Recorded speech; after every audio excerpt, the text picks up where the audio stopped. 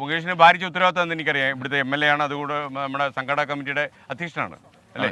അപ്പോൾ ഞാൻ ഈ കാന്തിയെ കുറിച്ച് നമ്മുടെ സാമ്പശിവൻ്റെ വീട്ടിലാണ് പോയിരുന്നത് ഇപ്പോൾ അതിന് മുമ്പ്. അവിടുത്തെ കാര്യങ്ങളൊക്കെ അലക്സ്റാം മുമ്പ് പറയാം. വസന്തനുണ്ടായിരുന്നു. അപ്പോൾ കാന്തി എന്നുള്ള സിനിമയിൽ അഭിനയിച്ചു. ശരിക്കും സാമ്പശിവൻ്റെ ഒരു ഇതായിരുന്നു അത്. കാര്യം മുകേഷ് കണ്ടുകൊള്ളുന്ന അദ്ദേഹത്തിന്റെ കഥ കേട്ടോ. അല്ല, സാമ്പൻ ചേട്ടന്റെ ഒരു ശിഷ്യനായിട്ടാണ്.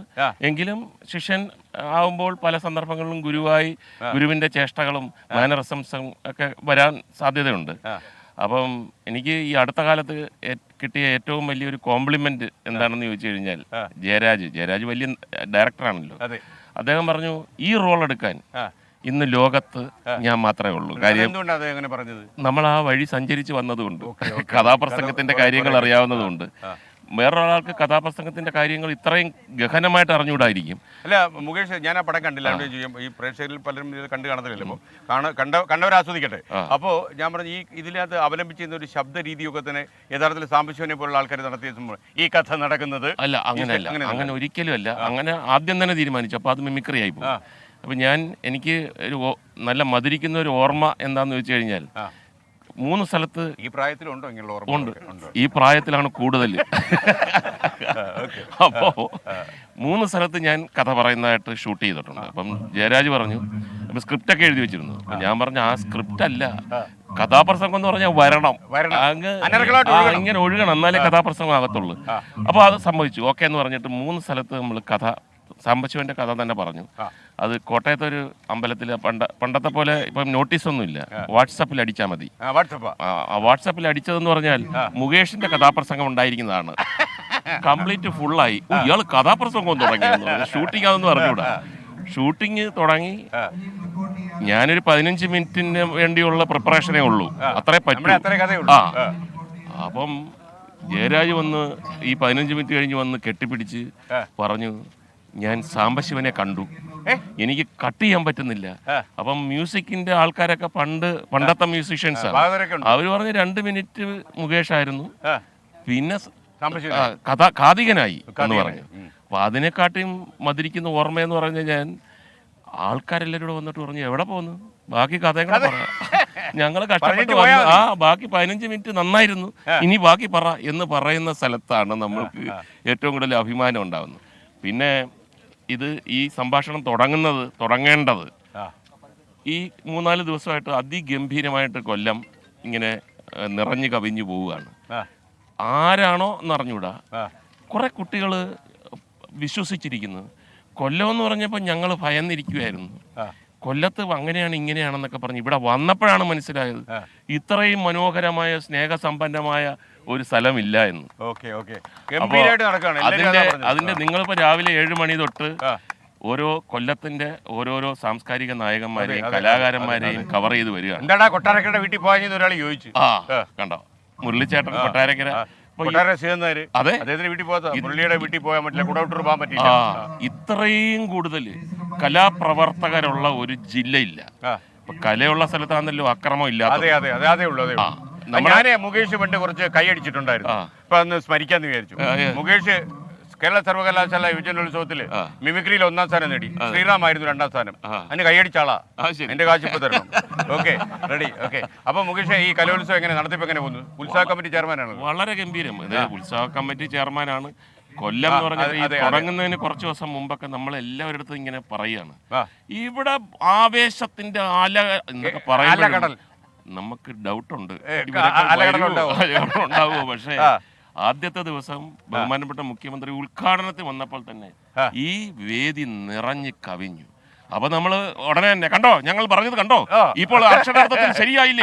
കടൽ 24 വേദികളുണ്ട്. MLA കൂടെ വരട്ടെ, M നൗഷാദ്. കുറച്ച് ദിവസമായി കണ്ടിട്ട് നമ്മൾ തമ്മിലേ നേരിട്ട്. 24 വേദികൾ ഞാൻ ഓട്ടപ്രദർശനം നടത്തുന്നുണ്ട്. ഞങ്ങൾ എല്ലാവരും നമുക്കൊരു പൊടി നടന്നല്ലോ 3 പേര് കൂടെ. ക്യാമറമാൻ ഫ്രണ്ടിലോട്ട് വന്നാൽ ഞങ്ങളെ 3 പേരെ പ്രിന്റ് ചെയ്ത് കാണിക്കാൻ പറ്റും. അപ്പം മുകേഷേ, എനിക്ക് തോന്നുന്നത് ഞാൻ ഇന്നലെ ഈ തിരക്കിലേക്കൊന്ന് ഇറങ്ങി നോക്കിയായിരുന്നു. തിരക്കെന്ന് പറഞ്ഞാൽ കൊല്ലം ഈ അടുത്ത കാലം കണ്ടതിൽ ഏറ്റവും വലിയ തിരക്കാണ് ഫീൽ ചെയ്തത്.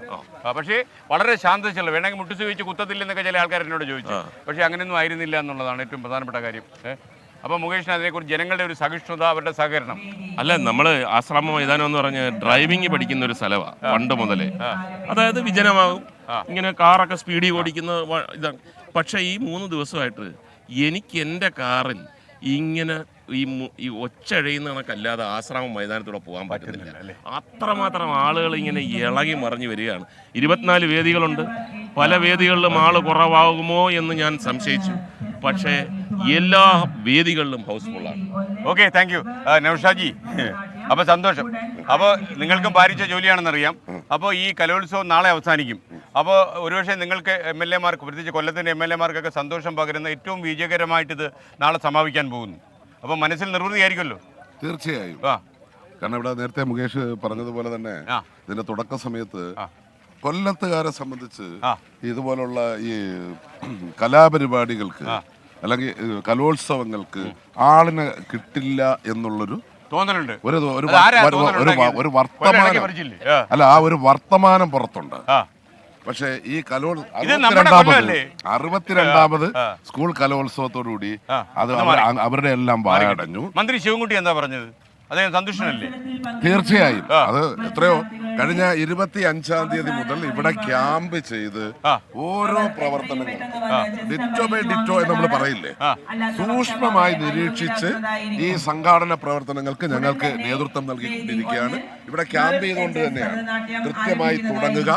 ഇപ്പൊ 9:30 ഇപ്പൊ ആരംഭിക്കാൻ പോവുകയാണ്.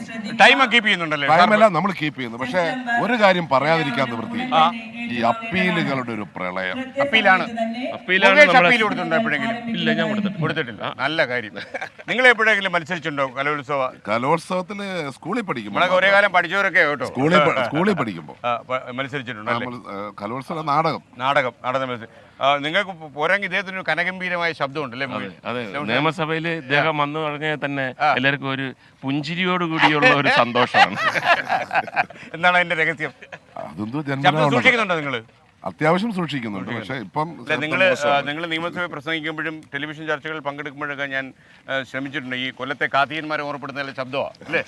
ഓക്കെ, അപ്പോൾ അത് സൂക്ഷിക്കുന്നുണ്ട്. അപ്പോൾ യഥാർത്ഥത്തിൽ കൊല്ലക്കാർക്ക് വളരെ സന്തോഷിക്കാവുന്ന കാര്യം അവരുടെ സഹകരണം കൊണ്ടാണ് തീർച്ചയായിട്ടും ഈ മത്സരം അതിന്റെ യഥാവിധം അതിന്റെ ക്ലൈമാക്സിലേക്ക് അല്ല, ഈ എല്ലാ വിഭാഗം ആൾക്കാരും പ്രവർത്തിക്കുന്നുണ്ട്. അല്ല, ഒരുമയോടെ നിന്ന് പ്രവർത്തിക്കുകയാണ്.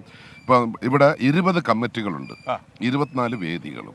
ഈ 20 കമ്മിറ്റികൾ മത്സരാർത്ഥികൾ 20 കമ്മിറ്റികൾ വ്യത്യസ്തങ്ങളായ സംഘടനകളെയാണ് ഏൽപ്പിച്ചേക്കുന്നത്. പക്ഷെ എല്ലാ സംഘടനകളും ഒന്നിനൊന്നും മത്സരിക്കുകയാണ്. കാരണം അവരവരുടെ ഭാഗം വിജയിപ്പിക്കാൻ സ്വാഭാവികമായും തീർച്ചയായും ആ ഒരുമയുടെ വിജയം തന്നെയാണ്. Thank you Naushad. ഓക്കെ, നമ്മൾക്ക് ഇനി ഇടയ്ക്ക് ഊട്ടുവരയിലോട്ട് പോകുന്നുണ്ട്. താങ്കൾ കഴിച്ചോ? നല്ല സൂപ്പർ പുട്ടും കടലയും പഴയ ഉണ്ടാക്കി പോയി കഴിക്കണം. നമ്മുടെ ഊട്ടുവരയില്ലേ, ഞങ്ങളല്ലേ ഏർപ്പാട് ചെയ്തത്. അത് നമ്മളോട് നല്ല സൂപ്പർ ആയിട്ടുണ്ട് കേട്ടോ. അപ്പൊ കഴിക്കുന്നുണ്ട് ഇത് വന്നു. അപ്പൊ താങ്ക് യു മുകേഷ്.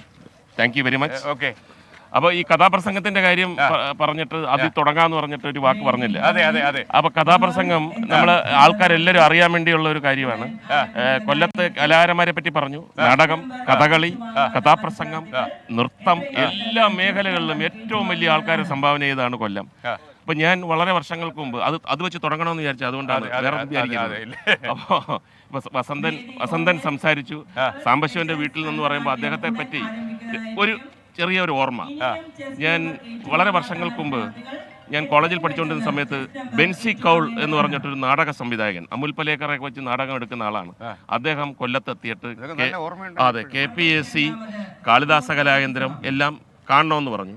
എല്ലാ സ്ഥലത്തും കൊണ്ട് കാണിച്ചിട്ട് പോകുന്നതിൻ്റെ തലേദിവസം അദ്ദേഹം പറഞ്ഞു, ഇനി എനിക്കൊരാഗ്രഹം മാത്രമേ ഉള്ളൂ. ഞാൻ എന്താണ്? സാംബാ സാവാത്തിൻ്റെ ഒരു പെർഫോമൻസ് കാണണം. ഞാൻ പറഞ്ഞു, അങ്ങനെ ഒരാളില്ല ഇവിടെ. No no no no Sambasivam. ഞാൻ പറഞ്ഞു, ഇല്ല, അങ്ങനെ സാംബാ സാവ എനിക്കറിഞ്ഞൂടാത്ത ഒരു കലാകാരനില്ല. അപ്പോൾ അദ്ദേഹം എഴുതി തന്നപ്പോഴാണ് സാംബശിവനാന്ന് മനസ്സിലായത്. അപ്പോൾ അദ്ദേഹം, ആ വടക്കേ ഇന്ത്യക്കാരൻ എൻ്റെ അടുത്ത് പറയുകയാണ്, ലോകത്ത് ഒരാൾ one man performance, one man army, ഇത്രയും ആയിരക്കണക്കിന് ആൾക്കാരെ അഭിസംബോധന ചെയ്ത് കലാപ്രകടനം നടത്തുന്ന ഒരേ ഒരാളേ ഉള്ളൂ. He is Sambasivam. സാംബശിവന്റെ ഏത് കഥയാണ് മുകേഷിന്റെ ചെറുപ്പകാലത്ത് ഏറ്റവും ആകർഷിച്ചത്? ഐഷയാണോ? എല്ലാ കഥയും ആകർഷിച്ചിട്ടുണ്ട്. ഒഥല്ലോ, ഡോൺ ശാന്തമായി ഒഴുകുന്നു, അനീസ്യ, യന്ത്രം, വിലയ്ക്ക് വാങ്ങാം. അങ്ങനെ എല്ലാ കഥകളും എത്ര പ്രാവശ്യം, ഇപ്പൊ ഞാൻ തമാശ പറയുന്ന ഒരാളാണ്. ഒരു തമാശ ഒരു പ്രാവശ്യം പറഞ്ഞു കഴിഞ്ഞാൽ പിന്നെ അടുത്ത പോയി തീർന്നു. പിന്നെ പറഞ്ഞു കഴിഞ്ഞാൽ അയ്യോ ഇത് കേട്ടിട്ടുള്ള അത്ഭുതകരമായിട്ടുള്ള കാര്യം, ഉത്സവ പറമ്പുകളിലൊക്കെ ആൾക്കാർ വെയിറ്റ് ചെയ്യാണ്. ആ തമാശ ഒന്നുകൂടെ പറഞ്ഞിരുന്നെങ്കിൽ സാമ്പന്റെ തമാശകൾ വീണ്ടും വീണ്ടും കേൾക്കുവാൻ ലോകത്ത് അദ്ദേഹത്തിന് മാത്രമുള്ള ഒരു വരദാനമാണ്. അപ്പൊ എനിക്ക് ഇനി റിക്വസ്റ്റ് ഉണ്ട്, സ്റ്റുഡിയോയിൽ മതി, ഇവിടെ ചെയ്താൽ ശരിയാവത്തില്ല. മുകേഷിന്റെ ഒരു കഥാപ്രസംഗം നമുക്ക് റെക്കോർഡ് ചെയ്യണം, അത് നമുക്ക് ചെയ്യാം. നടക്കുമല്ലേ? Okay, thank you. കൊല്ലത്ത് 24 വേദികളും കൊല്ലത്തെ കലാകാരന്മാരുടെ, മൺമറഞ്ഞു പോയ കലാകാരന്മാരുടെ പേരിലാണ് നാമധേയം. അത് നമ്മൾ കണ്ടു, നമ്മളതെല്ലാം പരിചയപ്പെടുത്തി. അതുകൊണ്ട് കൊല്ലത്ത് കലാകാരന്മാരുടെ നാടാണെന്നുള്ളതിന്റെ തെളിവാണ്. 24 അഞ്ചിന്റെ വജ്രത്തിളക്കം.